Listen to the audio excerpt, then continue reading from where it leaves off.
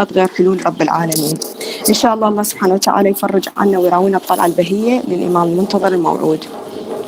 هاي المحاضرة إحنا طبعا يعني ما نريد يكون يعني طلق عليكم المادة، فخلصنا إحنا مادة الفصل الأول، وهاي ريفيجن راح نسوي شوية حتى نفرق بين الكيسات اللي تشابه.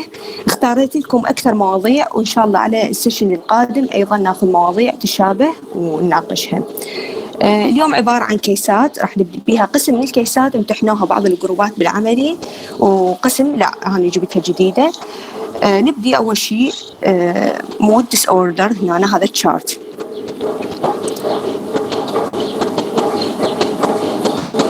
عندنا طبعا مود ديس أوردر أو اضطرابات المزاج. مود، كلمة مود بحد ذاتها إذا تتذكرون شرحناها بالعملي، معناها أنه وصف المريض لحالته يعني النفسية، هو سعيد sad or happy، هذا وصف المريض. أما affect فمعناها إحنا اللي نشوف الفيشل اكسبريشن عليه، فهو كانت قبل يسموها affective disorder أو هسه يعني mood disorders. اثنيناتهم يعني راح تاخذ نفس المعنى، لكن لازمكم تفرقون إنه المود هو الكلام مال المريض وصفه لنفسه، والأفكتيف الأفكت هو اللي إحنا راح نشوفه عليه.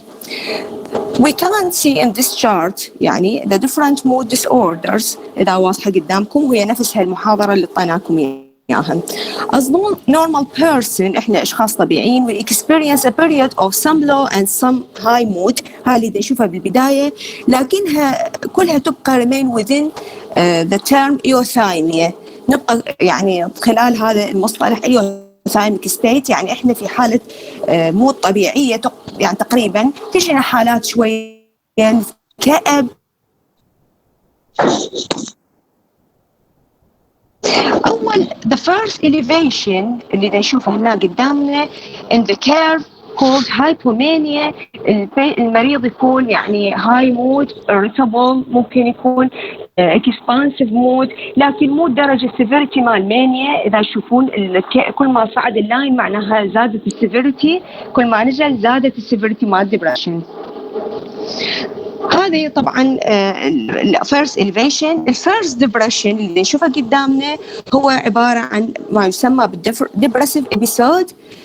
هذا أول نزول هو الديبرسيف إبيسود، وكل ما زادت النزول مالته معناها نزول الكيرف معناها زادت السيفيريتي. نرجع للسكند إليفيشن. هنا نشوف الإليفيشن شلون فرق عن الإليفيشن الأول. هذا معناها البيرسون هاز expansive more expansive mood more elevated mood، معناها دخل بالمانيا. فالديبرشن يشخص فقط بالديبرسيف إبيسود. إذا عندنا يعني depressive episode more than 2 weeks معناها هذا major depressive episode أو major depressive disorder. أما بالنسبة للبايبولر ما عندنا تشخيص اسمه مانيا أو تشخيص اسمه هايبومانيا alone.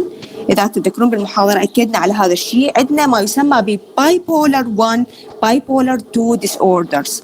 bipolar 1 إذا عندنا mania alone أو mania alternated with depression، لكن يعني 80% من الحالات هي أكو alternation between mania and depression، و 20% of cases mania alone. ومع ذلك mania alone وحدها ممكن لشخص الشخص بالbipolar 1 disorder. bipolar 2 disorder يعني نفس الشيء بالضبط، لكن hypomania alternated with depression. هنا عندنا هذا شوية خلصنا ذني الإليفيشن والديبريشن، عندنا هذا mixed state. فهاي الحالة person has both mania and depressive episode at the same time. يعني نفس اليوم بالصبح يقعد مثلا depressive مود عنده، يرجع بالليل يصير مانيك ابيسود بنفس الوقت. يعني مو alternation، مو يخلص 2 weeks depression و 1 week mania، هذا نيش البايبولر. لا، هنا بنفس الوقت نفس الأيام تمر عليه 2 episodes. فهذا يعني تسميات مختلفة مانيك episode with mixed feature أو mixed state يصيحونهن. عندنا بعد 2 conditions ما موجودة هنا بالشارت، اثنيناتهم chronic. الأولى هي سايكلوثايميا والثانية اللي هي ديستايميا. سايكلوثايميا اثنيناتهن المريض في هذه الحالة أما يقول لك كان الأعراض صار لي أكثر من 2 سنين، أو يقول لك as long as I remember يعني ايش قد ما انا اتذكر انه موجودات عندنا. فهسه راح نشوف الكيس شلون واضحه انه المريض يقول as long as I remember، او يقول من الله خلقني انا هيك حالتي. فحسب اذا كانت فقط ديبرشن الحاله مالته هذا ديستايميا، واذا كانت alternation between depression and mania or depression and hypomania اكثر شيء هو hypomania لانه يكون less severe يعني الحاله مالته، فهذه تكون سايكلوثايميا.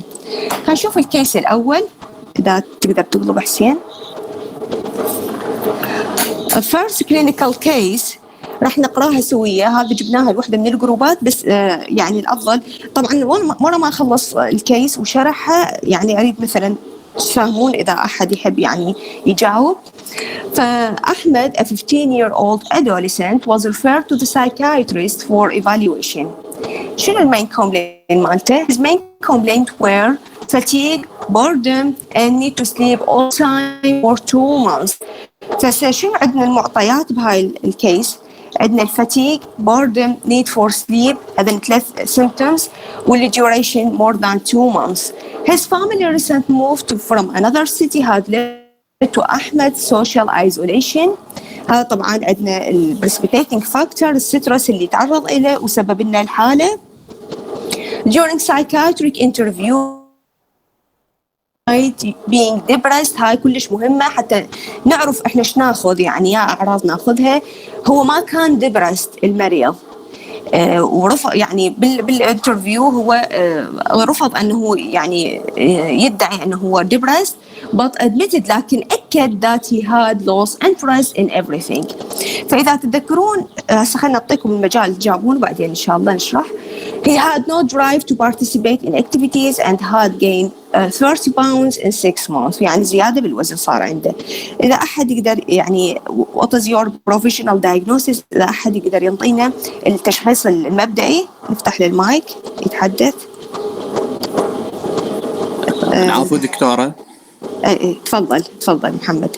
دكتورة العفو، حاليا يعني اكو عندنا كرايتيريا مال ديبرشن باعتبار انه لوس اوف انترست، عنده فتيج، نيد تو سليب، فهاي اكثر من 2 مانث. دكتورة العفو اسمع. اي انا هم اسمعك. اسمع. دكتورة العفو، عنده حاليا كرايتيريا مال ديبرشن باعتبار انه لوس اوف انترست، عنده نيد تو سليب، عند ويت جين، فهذا يعني حاليا كرايتيريا يعني هاي صار لها تقريبا انه 2 مانث، فهاي ممكن انه يعني برايمري دايجنوستس انه اكو ديبرشن. احنا شوف الكرايتيريا مالتنا ترجعوا لها ديبرسيف ميجر ديبرسيف ابيسود، ميجر ديبرسيف ديس اوردر، نحتاج وحده من الاثنين، اما ان يكون ديبرست مود او ان يكون لوس اوف انترست.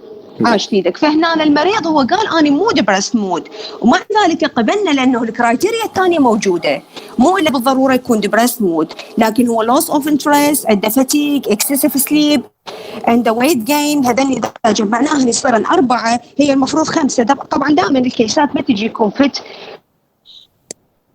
انه ياها. عاش فيك. second clinical case إيمان، طبعا هم جبناها الجروب ثاني بالامتحان. إيمان a 42-year-old housewife and mother of a 4-year-old boy. Her only boy son has been diagnosed with acute leukemia and subsequently hospitalized. The pediatricians noted that as the child became more debilitated and the diagnosis worse, she seemed to be cheerful, good humor and high spirits. She could not seem to stop herself from telling jokes to the hospital staff during her son's painful procedures. She sleeps only 3 hours at night. She reported that she was usually rather down before her son's illness. هنا بهاي الكيس أول شيء اللي نشوف هي فيميل عندها ولد واحد وابنها شخص بالأكيوت لوكيميا، فهذا great stressful event بالنسبة للأم، وسبسيكونتلي hospitalized وريسيف كيموثيرابي.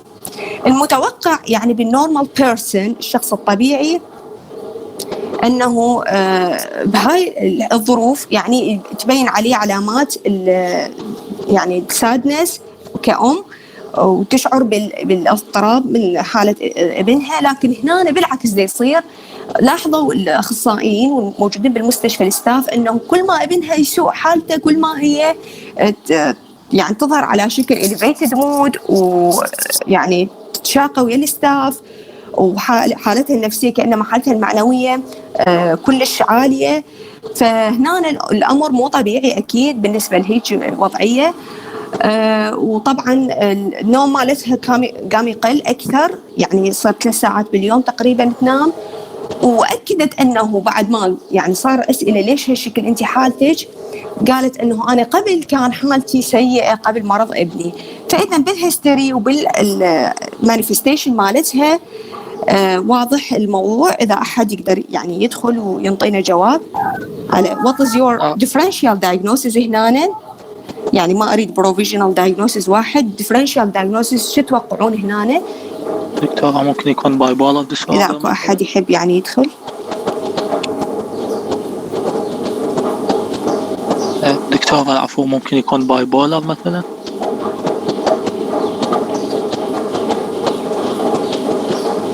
خلي الدكتورة ما تسمع صوتنا. بالي ايه واضح سمعوني؟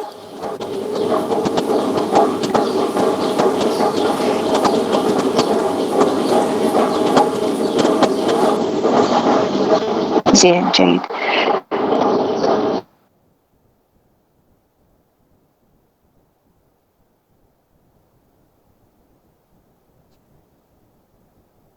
شو المشكلة مثلا مرات؟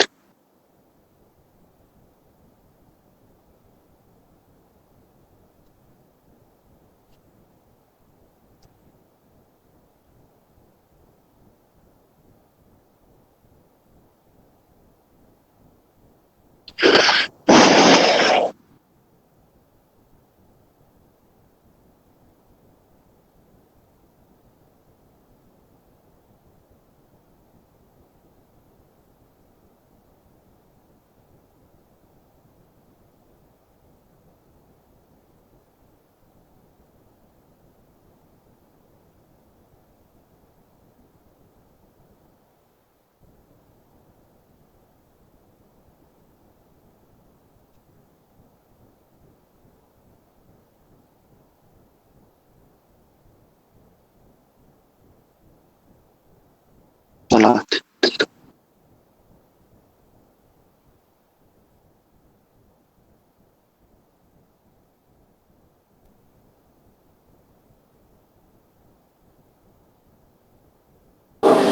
طبعا اعتذر كلش، النت ضعيف ما أعرف ليش.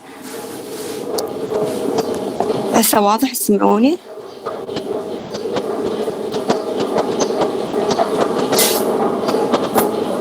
بالي دكتورة صوتكم واضح.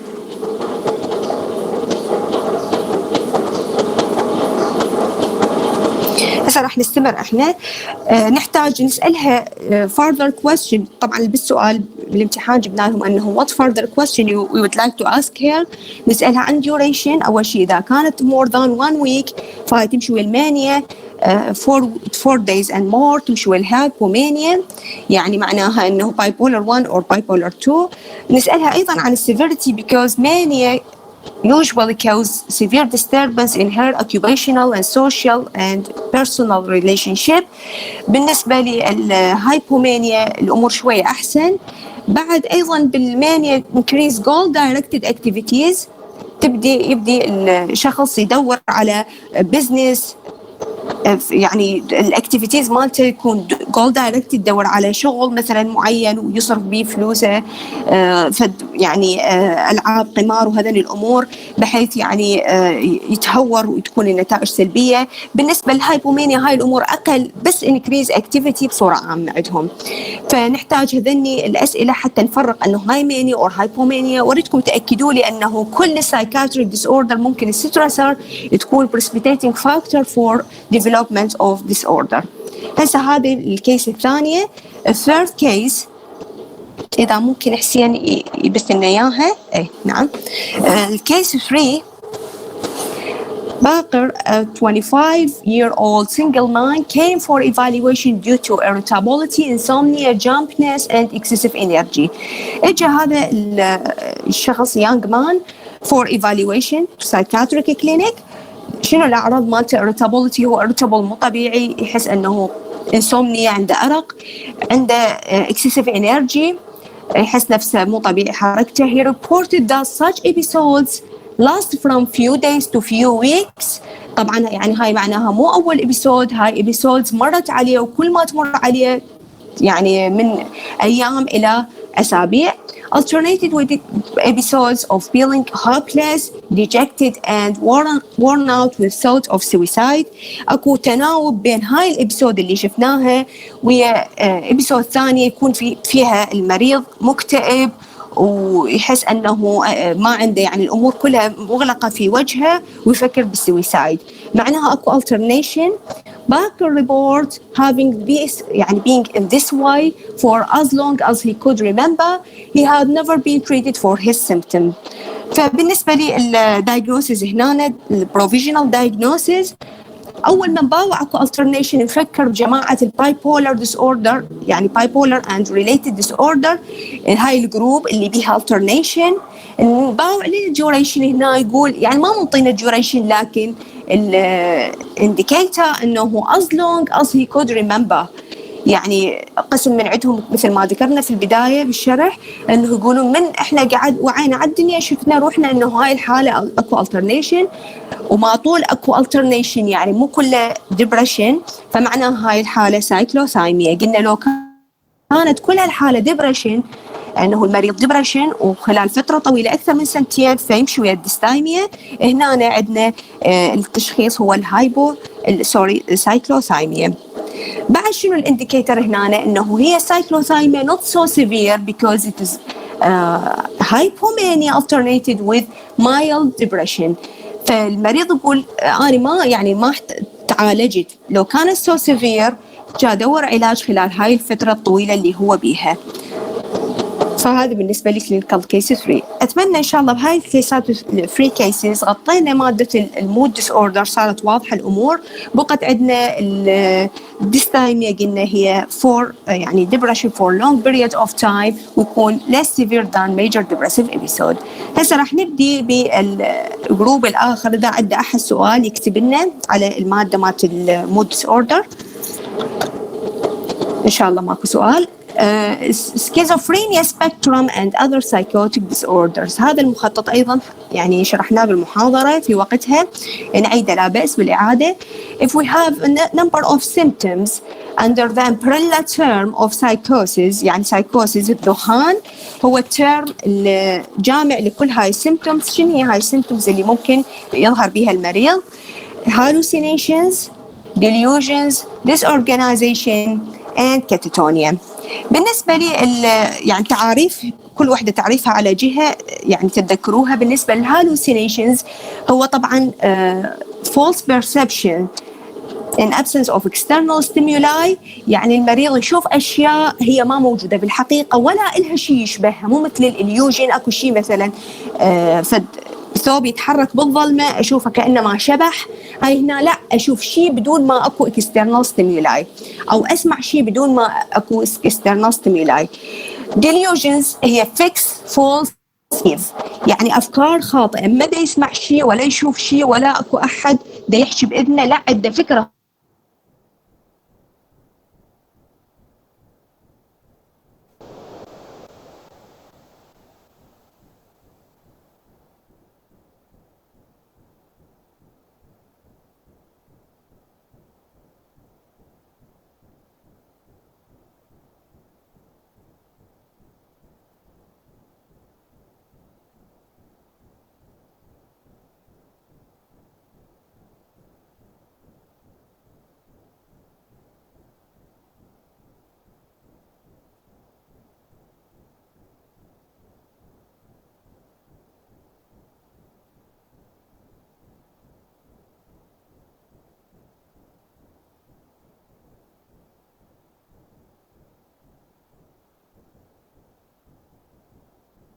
الأعراض.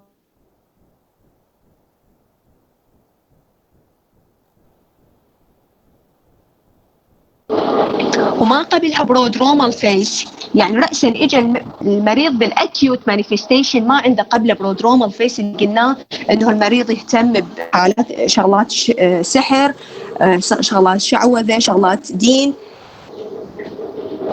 ماكو صوت؟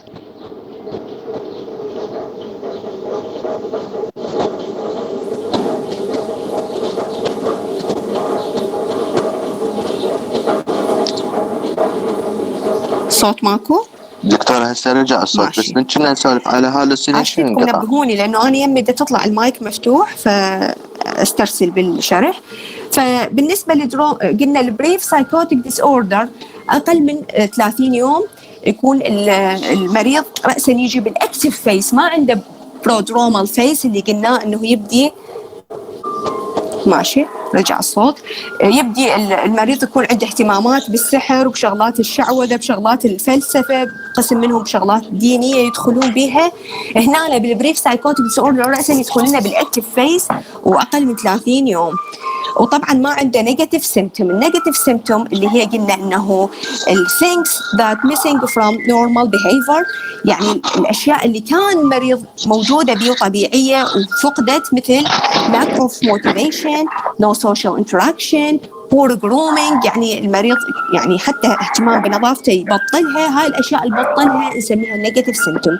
والاشياء اللي انضافت جديده things additional to expected behavior يصيروا له البوزيتيف سيمتوم. الاشياء طلعت جديده مثل هالوسينيشن، ديليوجن، ديس اورجانيزيشن، هاي اشياء طلعت جديده. فبالنسبه للبريف سايكوتيك ديس اوردر كاختصار اقل من 30 يوم، ماكو برودرومال فيز، النيجاتيف سيمتوم ما موجوده، والكورس مالته بناين. طبعا هواي منهم يرجعون يخلص الكورس مالت الديس اوردر ويرجعون طبيعيين.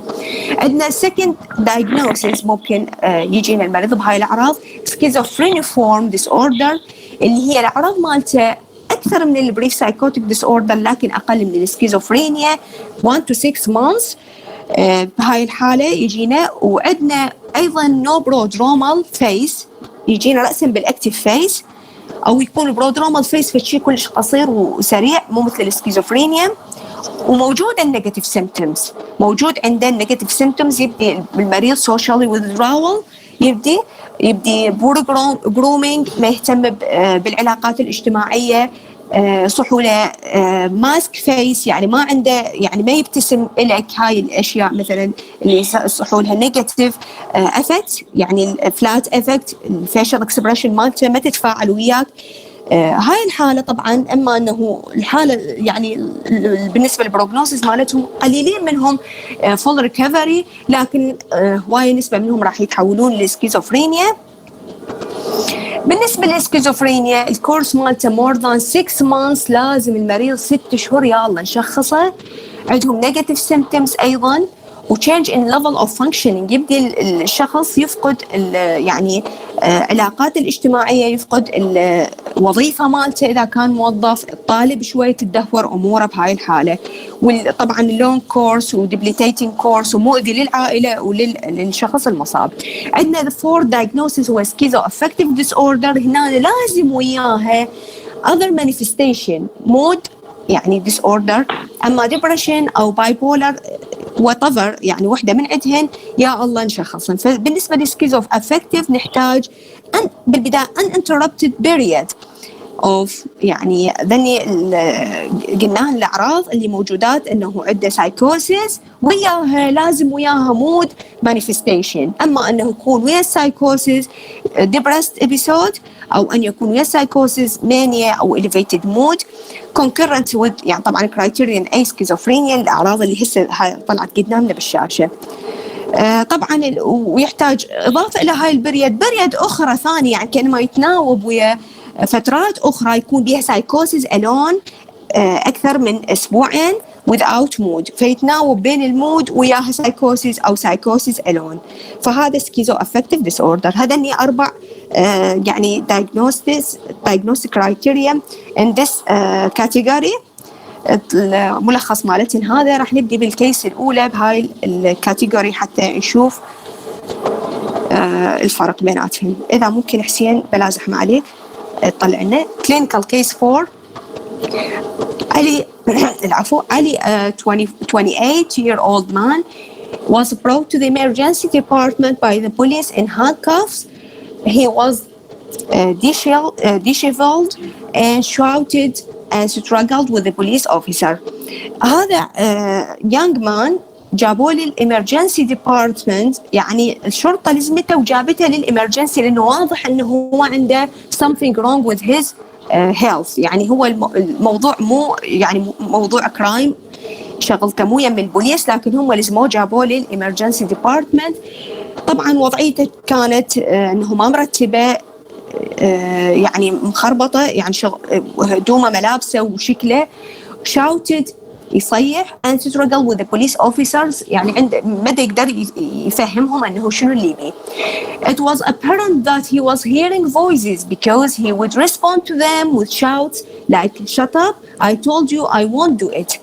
واضح أنه صح هو ما قال أنا دا أسمع أصوات، لكن واضح أنه هو دا يسمع أصوات لأنه دا يجاوب وياهم كلمات أنه اسكت أنا ما راح يعني أفعل اللي أنت تريده، هذا الجواب مالته. فواضح أنه عنده هنا hallucination.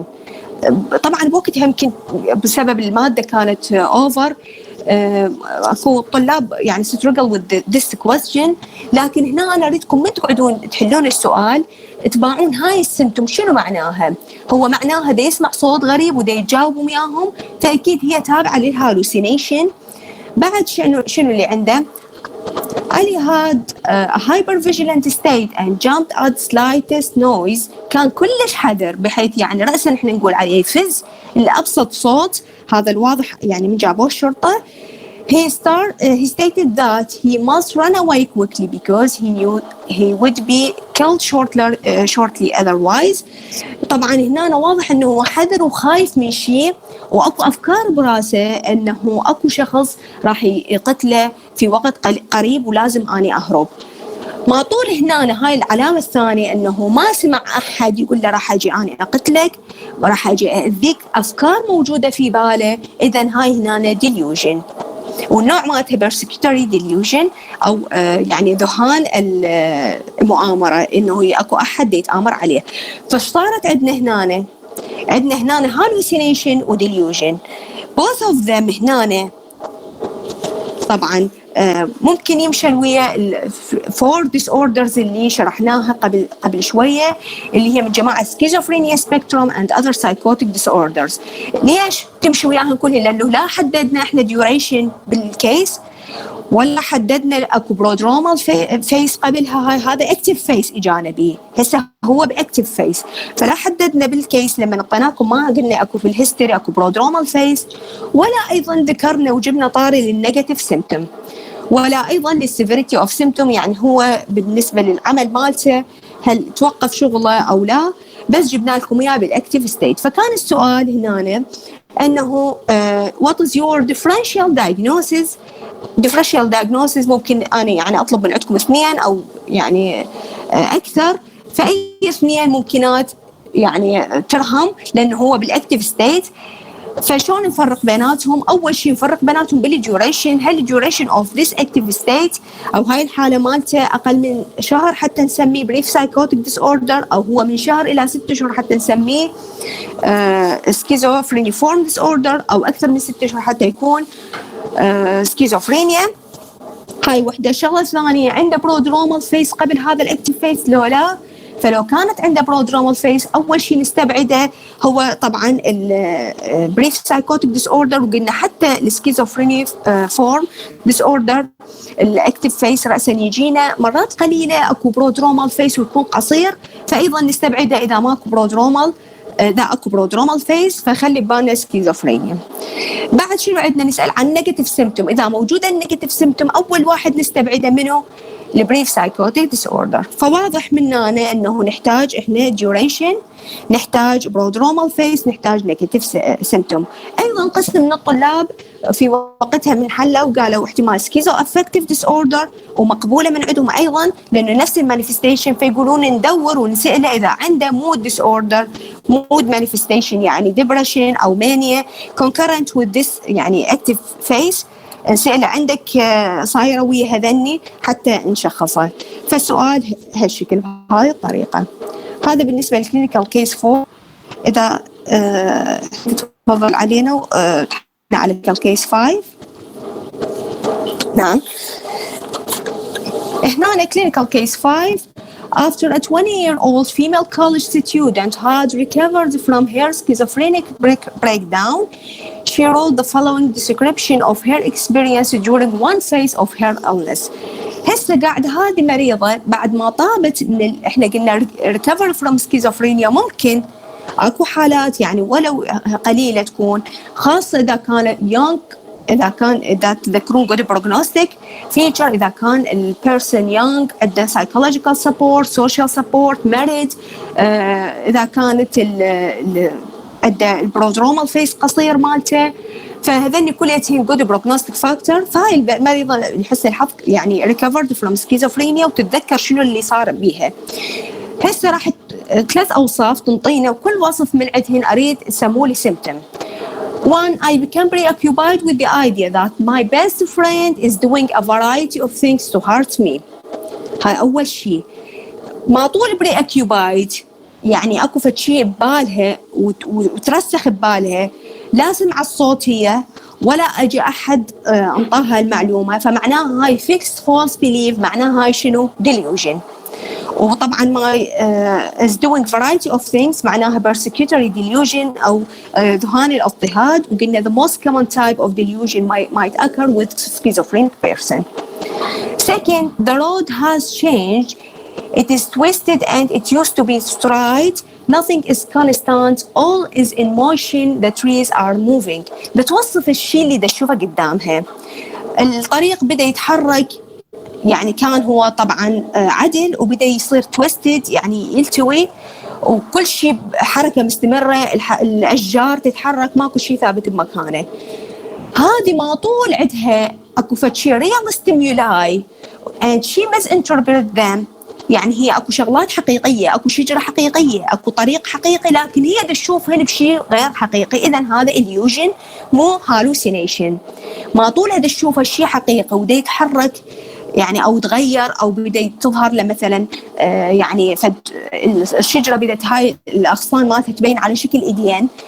كل هاي الأمور ما طولها فد real stimuli موجودة في الحقيقة، لكن she's misinterpreted them، فمعناه هذا illusion. Third, I hear 2 persons telling me bad things about my sister, however I can't see them. هنا واضح أنه هي تسمع أصوات أشخاص يقولوا لها أشياء سيئة عن أختها، لكن she can't see them، هي ما تشوفهم. وواضح هنا كلش واضح النقطة الثانية والثالثة حتى تعطينا فرق واضح عن الإليوجن والهالوسينيشن. هاي تسمع أصوات بدون أنه تكون أقصد مصدر للصوت وتفسر بشكل مو طبيعي. إذن هاي هنا هالوسينيشن. المريضة أسألكم هاي يا فيس اللي هي موجودة بي أكيد active face of schizophrenia لأنه كلها موجودة، بس هسه تنقل لنا حالتها بعد ما أنه هي recovered. هسه هي recovered يعني normal person، لكن توصف لنا نفسها من كانت بالاكتيف فيس. الكلينيكال كيس اللي بعدها لا تسمح لنا السادسة. نعم زينة، هاي طبعا شرحت لكم اياها بالمحاضرة somatic symptom disorder، لكن لا بأس نعيدها. زينة 36-year-old woman, she was referred to the psychiatrist for evaluation. Her main complaint started 6 months earlier. Zina was become increasingly convinced that tiny bugs had burrowed underneath her skin. She visited several dermatologists who all told her that there was nothing wrong with her. She became increasingly worried that the bugs might invade other organs if not eradicated. طبعا الكيس هنا جبنا لهم اياها مختصرة بالامتحان، يعني ما كملتها بالشرح، كملتكم اياها انه بعدين جابت غازولين وخلتها على جلدها حتى تقضي على to eradicate the bug. ومبين واضح انه الموضوع يعني اول شيء هسه نشوف طبعا نكمل. When interviewed, she had no auditory or visual hallucinations. She reported no suicidal ideas and did not report any use of substance. احنا لما نشوف المريض عنده hallucination و delusion، اول شيء نفكر به بغض النظر عن الهاي كأطباء نفكر بالsubstance use disorder، لانه هواي اكو hallucinogens ممكن يسبب لنا هاي الاعراض.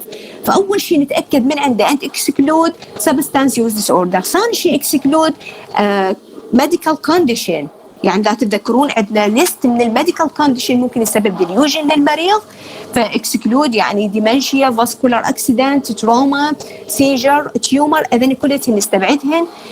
حتى ما نظلم المريض ونشخصه في خانة psychiatric disorder هو عنده organic problem. تأكدنا بعد أكثر احنا طبينا psychiatric disorder، شفنا ما عندها hallucination، ما عندها visual or auditory hallucination، كل اللي عندها من الأعراض هو فقط delusion fixed false belief متأكدة.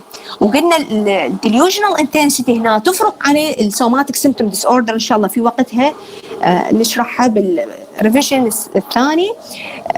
يكون دولاك يعني هم جايين شاكين بنفسهم ويطلبون تحاليل، ورا التحاليل يرتاح المريض انه هو ما بي هذا المرض اللي شك به، هنا لا تجيب هي بالعكس الادله انه تريد تقنع حتى الاطباء انه هي فعلا عندها باج. والديليوجنال انتنسيتي تؤدي لها الى مصيبه انه حتى جابت الغازولين البنزين وخلتها على جسمها ولفتها ببلاستيك راب حتى تقتل الباج، ومع ذلك هي اخذوها للمستشفى وهي مقتنعه انه هذا الباج دا يموت، هذا الحرقه الحراره اللي تحسها انه هي قضت على يعني الباج. هنا هذا this is the last case in this category schizophrenia and other psychotic disorder. إن شاء الله يكون الموضوع واضح، فصلنا بيناتهن. أهم شيء أنه نباوع للمانيفستيشن اللي عندنا ونسميهن. طبعا بالامتحان أبدا لا تستحون تسألون على يعني meaning، معنى كلمة ما فهمتوها، لأن جزء كلمة واحدة يعني هناك تذكرون بالدبرسيف بيرسون اللي شرحنا الكيس مالته he denied he has depression، يعني هو كأنما أنكر وجود الدبرشن. اللي ما يعرف كلمة denied أو احتمال ما قراها عدل راح يجيب لي يقول لي depression واحدة من الكرايتيريا اللي اختارتها وصارت بالامتحان أيضا هالشكل. لكن اللي مثلا كلمة ما يعرفها مو عيب، سألوا بالامتحان حتى العام الفاينل كلش هواي سألوا على معاني وما فيها أي إشكال، سألوا لا تستحون. وبالنسبة للسيمتوم أنتم من تقعد تقرأ الكيس كل سيمتوم قول هاي شنو معناها وخليها يمك كأنما يعني إحنا نقول عليها خليها بإيدك هاي سيمتوم اللي زمتها. هذا عند هاي الكيس اللي قدامنا السيمتوم اللي زمتها delusion. خلنا ندور other symptoms حتى أفرق بين الديسوردرز. هم مسهلين لي بالكيس كاتبين لي no auditory no visual hallucination no suicidal ideas، يعني هي ما رادت تقتل نفسها من سوت الغازولين application and no use of substance. سهلت لنا كل الامور، بقت عندنا بس اللي لزمناها بايدنا قلنا عليها delusion. اذا والديوريشن مالتها اكثر من 6 شهور، إذن واضح كلش أنه هذا الديليوجنال ديس أوردر. وبالامتحان أيضا سألتهم أنه شنو الأشياء اللي خلتكم تشخصون الحالة. قسم يعني كتبوا أنه duration 6 شهور، لا مو تكتبوا لي duration 6 شهور، قولوا duration أكثر من 1 month حتى يعني تصير واضح أنه أنتم فاهمين الامتحان، أنتم فاهمين الكيس. That's all about schizophrenia spectrum and other psychotic disorder. إذا يتفضل عشتي لك حسين. عندنا trauma and stress related disorders، وهذا أيضا جروب ب free disorders. وشوية يعني تكون إذا ترجع حسين شوية ارجع حتى نبدي وحدة وحدة. نعم عندنا traumatic or stressful event. هنا عندنا traumatic or stressful event عند المريض. شنو اللي يتوقعها؟ either violent accident, crime, military combat, assault, natural disaster, diagnosed with the life-threatening illness, being kidnapped and so on. هذين الأعراض كليتهن ممكن تنطينا 3 diagnoses محتملة. احتمال أنه يكون post traumatic stress disorder أو acute stress disorder or adjustment disorder. 3 ممكن تكون. شلون راح نفرق بيناتهن؟ فهسه أول شيء إذا عنده intrusion symptoms المريض، أول شيء كلهم تعرضوا للسترسر. those 3 disorders اللي ذكرناهم كلهم تعرضوا للسترسرز. إذا ظهرت عندهم intrusion symptoms avoidance negativity image dreams هواي كرايتيريا تظهر عند هذول الجروب ال2 disorders تختلف عن الادجستمنت disorder. فإذا طلعت عندنا ذني الكرايتيريا فنخلي ببالنا أنه المريض أما يكون post traumatic stress disorder إذا duration أكثر من 1 month. إسا انزل لنا نعم إذا أقل من شهر الأعراض هذين اللي طلع عنده وعنده سترسر قبلها فهذا acute stress disorder.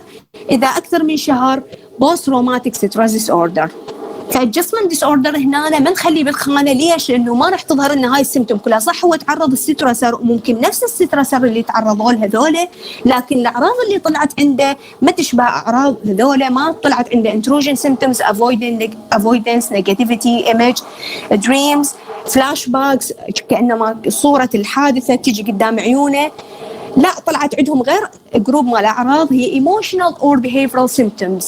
يعني تكون شوية أخف من هاي الكولكشن مال الأعراض. أما أنه المريض يدخل بديبريشن بعد السترسر أو يدخل بانكزايتي أو تكون عنده behavioral symptoms يصير aggressive المريض، فهذا هنا الحالة نشخصها adjustment disorder. بعد اكو شغله بالادجستمنت ديس اوردر ما موجوده بالمخطط. ممكن كل هاي السترسر اللي ذكرناها يتعرض الى مثلا كوارث طبيعيه او يتعرض الى حادثه او اعتداء او اختطاف او يتعرض الى سترسر اخف من هذني. ممكن انه يكون السترسر اللي يتعرض لها بسيطه مثل separation, divorce, change in work, transition from school. يعني حتى الأولاد اللي ينتقلون من مدرسة إلى مدرسة ممكن يتعرضون إلى adjustment disorder, migration, birth of child with special need, طفل معاق يعني ممكن أنه يولد. هذين السترسر اللي ويا adjustment disorder ما ممكن يسببن لنا التروماتيك or يعني post traumatic stress disorder or acute stress disorder. واضح؟ هذين السترسر خفيفات نعتبرهن. السيبريشن، الديفورس، اللي واحد مثلا في حالة الطلاق أو يعني انتقل، هاي أول شيء المهاجرين دول المايجريشن يقولون أول ما نروح الدولة حتى لو كان هو راغب بالهجرة وطبعا مخطط لها فترات طويلة يصير عنده adjustment، يحس أنه something هذا سترس نضاف عليه ولازم يتكيف. فهذني يسوون لنا الادجستمنت ديس اوردر بس ما يسوون لنا البوست روماتيك ستريس ديس اوردر وما يسوون لنا الاكيوت ستريس ديس اوردر. والعكس من ذلك اللي يسوون التروماتيك ستريس ديس اوردر اللي هن تتذكروهن قبل شوي حكيناهن الفايلنت اكسيدنت وكرايم، الميليتري كومبات، الناتشرال ديزاستر، ممكن يسوون لنا الديس اوردرز ثلاثتهن. بس بالنسبه للادجستمنت ديس اوردر راح تكون المانيفستيشن اللي بعدين تظهر عندهم فقط ايموشنال اور behavioral symptoms. ان شاء الله يكون الموضوع واضح هسه امامنا حتى نبدي بالكلينيكال كيس الاولى. Clinical case 7 3 weeks after train derailment، يعني ورا 3 أسابيع من انقلاب شنو هو القطار. A 42-year-old budget analyst presented to the mental health clinic. إجا هذا المحاسب للmental health clinic.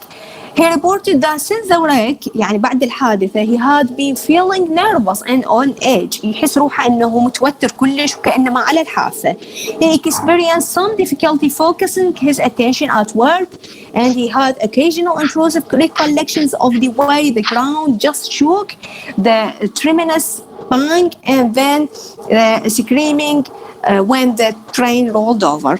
هذا المحاسب اجى يشكي للطبيب انه بعد ما صارت الانقلاب مات الترين 3 أسابيع ورا انقلاب الترين كان هو بيه شاف روحه بعد بال يعني عمل مالته ما عنده تركيز وتجي افكار دخيله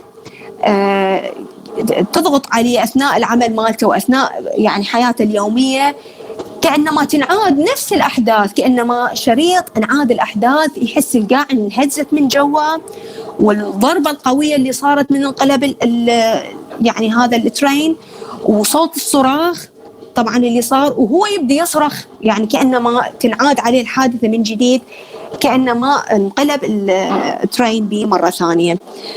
إذا نقلب الصفحة حتى تكملة الكيس. He was more concerned about the frequency of tearful episodes.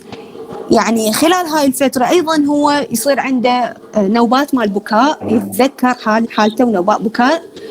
Sometimes brought on by hearing the name of severely injured friend but at the other times occurring for no particular reason. هذه نوبات البكاء لما يعني يتذكر أصوات أصدقائه اللي تأذوا حيل بالحادثة ومرات بدون سبب. He now felt extremely guilty about not returning to the train to assist and rescue others. يشعر بالذنب أنه ليش ما رجع، هو نجا بنفسه وما رجع ساعد الآخرين. He had difficulty initiating sleep.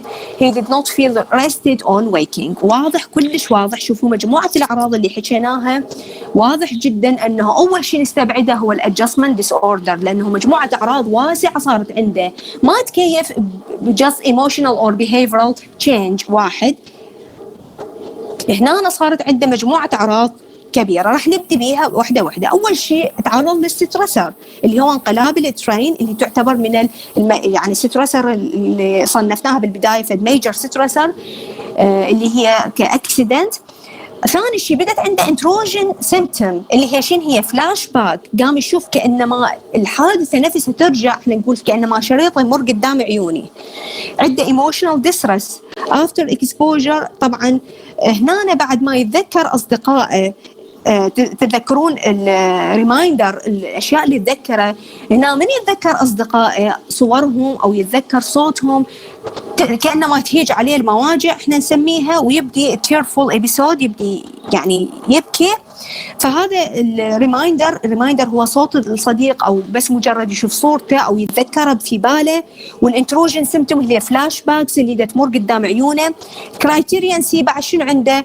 افويدنس. لازم هنا أنا ما ذاكرين شيء بالكيس انه المفروض الافويدنس يتجنب انه يروح للمكان اللي يذكره بعد ما يركب قطار معناها، او افويدنس انه يتجنب حتى الاشياء اللي يتذكرها، ما يشوف مثلا صور اصدقائه اللي كانوا وياه بالحادثه، او ما يشوف صور قطارات تتذكرها بالحادثه. هنا ما ذاكر لنا شيء بالكيس، بس هي تصير عندهم يتجنب حتى يروح مثلا في دائما يروح بعد يدور سياره او يدور طياره حتى يتجنب ركوب القطار.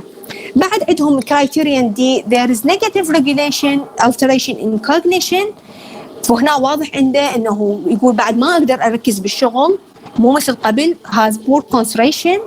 بعد عنده blame self. تتذكرون هاي هنا عندنا واضح قدامنا حتى بالشاشه انه هو feel extremely guilty، يلوم نفسه. هو صحيح يعني قوه نجا بنفسه، مع ذلك يلوم نفسه انه ليش انا ما رجعت ويعني اصدقائي المقربين قدرت اساعدهم. بعد نيجاتيف افكت، طبعا دائما نشوفهم يعني بعد ما عندهم انترست ما يقدروا يتفاعلون، اذا حتى تجي تريد شوي تتغير المزاج مالتهم ما يقدر يغيرها بسهوله. alteration in arousal state، همات يصير عندهم difficulty in sleep، قلنا انه ما يقدر ينام وما يشعر انه هو مرتاح. وطبعا الديوريشن عندنا كلش مهمه بهاي الحاله حتى نفرق. هسه قلنا اول شيء طلعناه من الخانه هو الادجستمنت ديس اوردر، لانه هاي الاعراض كلها مشينا بسلسله مال الكرايتيريا تمشي ويا اما بوست تروماتيك ستريس ديس اوردر او اكيوت ستريس ديس اوردر. بقى عندنا الديوريشن، اذا ترجعون للكيس الديوريشن كانت 3 ويكس، 3 اسابيع، فاقل من شهر معناها اكيوت ستريس ديس اوردر. الدايجنوسيس صحيح هو طبعا طويل والكرايتيريا مالته طويله، بس هو اول ما تبدي تشوف الكرايتيريا بدات تنزل واحده ورا الاخرى، اول شيء استبعده من بالك انه الادجستمنت ديس اوردر ما يجي بهالشكل هذا. وثاني شيء تخلي ببالك انه وحده من الاثنين، اما انه اكيوت ستريس ديس اوردر او بوست تروماتيك ستريس ديس اوردر. دور ارجع بالكيس، اذا نرجع حسين يا ريت تفضل ونرجع بدايه الكيس انه 3 weeks، اول كلمه بالكيس 3 weeks after train derailment. اول شيء هو الديوريشن. ارجع دور، مو انت تكتب التشخيص، عاش ايدك احسنت. اول ما تبدي انت تريد تكتب التشخيص او your provisional diagnosis ارجع للكيس دور بيها. اما اذا ما لقيت فمعناه هو الاكزامينر يريد من عندك تقول له اريد ادور على الدايجنوسيس، فهو ادور على الديوريشن. مثل ما بالامتحان اللي دخلوا تجربه امتحان عملي، انا قسم من المعلومات ما اخليها لهم، الديوريشن ما اخليها، مثلا other symptoms ما اخليها، واسالهم what further information you need to ask the patient. فهم يجاوبون الديوريشن. واريد مو بس تقولوا لي الديوريشن، تقولون مثلا اذا اقل من هالقد من شهر هو اكيوت ستريس ديس اوردر، اكثر من شهر بوست تروماتيك ستريس ديس اوردر. هسه واضح ان شاء الله. عندنا هذا الكيس الكلينيكال كيس. عندنا اخر طبعا هذا الكيس هسه نرجع على السبعه، بعدنا العفو بالسبعه. اذا نفس الحادث وقع، صار الحادث صار عنده ترين ديريلمنت المريض وإجانا فقط يقول لي أنا عندي tearful episode وأبكي، صار عندي هاي الفترة sadness مو طبيعي و loss of interest، هنا ايش راح يصير؟ وما عنده كل الأعراض، ما راح يشوف احنا فلاش باك قدامه، هذا راح يصير adjustment disorder. فنفس السترسر اللي صارت هنا ممكن ترهم ويا الادجستمنت ديس اوردر، لكن العكس مو صحيح. السترسر اللي ممكن تسوي ادجستمنت ديس اوردر مثل الديفورس، هاي نعيد شوي حتى تصير واضحه، مثل الديفورس، سيبريشن، ميجريشن، ريسنت موف، هذه تسوي الادجستمنت ديس اوردر، لكن مستحيل تسوي لنا البوست تروماتيك ستريس ديس اوردر لانه هذا يحتاج تروما كبيره. واضحه ان شاء الله الموضوع واضح. اخر كيس كلينيكال كيس 8 year-old married women in good health with no previous psychiatric difficulties presented to the psychiatric clinic. She described her problems as having started 2 months earlier, soon after her husband unexpectedly requested divorce. بس أول شيء صاحنا بالكيس السترسر مالتها تايب اوف سترسر ما ممكن يسبب لنا بوستروماتيك ستريس ديس اوردر ولا ممكن يسبب لنا اكل ستريس ديس اوردر. اول شيء صاحنا هو التايب سترسر. فبالامتحان اريدكم تركزوا لي على هاي الكلمات اللي هذا وتخلون خط جواها، يعني عادي الورقه مال الامتحان هي ملكك تخطط مثلا هذا سترسر معناها اول شيء استبعدت ذنيك الاثنين وواضح التشخيص من قدامي. شيفيلد بس احنا ننتظر بعد الاعراض اللي ظهرت عندها، احتمال يعني الاعراض تدل على غير ديس اوردر لكن هنا واضحه عندنا لانه بدنا نحكي كانت الادجستمنت. شيفيلد betrayed after having devoted much of her 20-year marriage of being wife, mother and homemaker. طبعا شعرت بالإحباط لأنه هي 20 سنة مكرسة حياتها أنه تكون زوجة وأم ومربية يعني مدبرة للمنزل، وجاها هاي الصدمة أنه زوجها طلب منها الطلاق. She was sad and tearful at times and she occasionally had difficulty sleeping. Otherwise she has no vegetative symptoms. يعني هاي vegetative symptoms يعني شو كأنما نوع من الريجريشن، يصير المريض يرجع لي ورا احنا نقول عليه، يتصرف تصرفات ما تليق بعمره ومكانته. And enjoy time with family and friends. She felt desperate after she realized he no longer loved me. طبعا كل الأعراض اللي طلعت عندها هي emotional فقط، emotional، ما عندها أي أعراض من اللي ظهرت. إحنا طبعا أول ما استبعدنا من التايب أوف ستريسر ديفورس استبعدنا ذنيكه البوست تروماتيك والاكيو ستريس، لكن هنا امور ثانيه تخلينا ايضا نستبعدها، انه كل اللي ظهرت عندها فقط ايموشنال، ما ظهرت عندها الانتروجن سيمبتومز، ما ظهرت عندها الافويدنس، ما صار عندها النيجاتيف التريشن ان كوجنيشن، كل اللي صار عندها. واكدت لنا انه she enjoyed being with her friends. صحيح هي tearful sad at time و difficulty in sleeping، لكن otherwise ما عندها يعني حياتها تقدر تمشيهن، اكو تكيف من ناحيه السترسر ويا السترسر، لكن حياتها ماشيه. هنا اريدكم تميزون انه واحد يجي يقول احنا قلنا اما ايموشنال او behavioral. ايموشنال ممكن تكون depressed او تكون anxiety depression anxiety، والbehavioral اكو سحله conduct يصير عندهم يعني conduct problem، معناها انه يصير aggressive المريض وعدائي. هاي كأنما تدخل في خانة البيهيفرال تشينجز. مرات يعني هسه احنا هذه الأعراض مالتها ما تخلينا نشخصها الميجر ديبرسيف ابيسود، لأنه هي تقول أنا enjoy family and friends وأمورها طبيعية بس مجرد ساد. إذا الأعراض صارت ويا الميجر ديبرسيف ابيسود والكرايتيريا كلها fall within the major depressive disorder، إذا تحول من adjustment إلى major depressive disorder. هنا ما أريد يعني أخليكم شوية الأمور تشتبه، بس خاف يعني واحد يقول هاي الأعراض واضحة، إنه في كيس أخرى مو هذا الكيس مالتنا واضحة الأعراض هي دخلت major depressive episode صحيح، بدت هي بadjustment ودخلت بالميجر depressive episode، لكن هنا هسه الكيس واضحة أمامنا هي adjustment disorder. هسه ان شاء الله يعني الامور واضحه. هاي نهايه الريفيجن سيشن مالتنا لهذا اليوم. اللي عنده يعني يريد يدخل ان شاء الله بمداخله عندكم هذا تقدرون تكتبوا لي. العفو، هنا عندنا الكتاب تقدرون تكتبوا لي. عاشيتكم. أو اللي عنده مثلا يحب يعني يدخل يسأل سؤال. إن شاء الله الريفيجن سيشن طبعا إحنا خلصنا مادة الفصل الأول، ولقيت